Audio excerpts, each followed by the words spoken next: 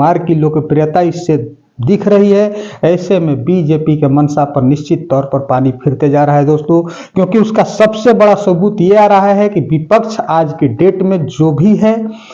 वो नंबर के हिसाब से तो नहीं है, लेकिन फिर भी विपक्ष जो है वो सिर्फ अब कागजों पर रह गया है। दरअसल सदन के अंदर विपक्ष है ही नहीं, क्योंकि आप इसका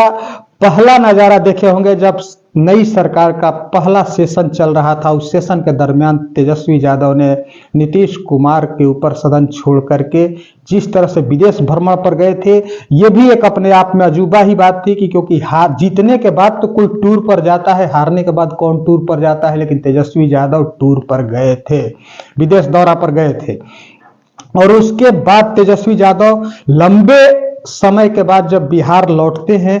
तो तेजस्वी यादव का परसों बयान आता है कि हम सरकार के 100 दिन के कार्यकाल को पहले देखेंगे, उसके बाद हम कुछ कहेंगे, हम कुछ कहने वाले नहीं हैं। लेकिन चुनाव में जीत की बात हुई तो उसमें तेजस्वी यादव ने सिर्फ इतना ही कहा कि ये लोक की जीत नहीं है, तंत्र की जीत है। लोकतंत्र में से लोक अलग हो गया है, तंत्र अलग हो गया है। ये जीत जो है वो तंत्र की जीत है, लोक की जीत नहीं है। ये तेजस्वी यादव ने उस दिन कहा था, जिसके बाद से दोस्तों सबसे बड़ी बात ये सामने आ रही है कि अगले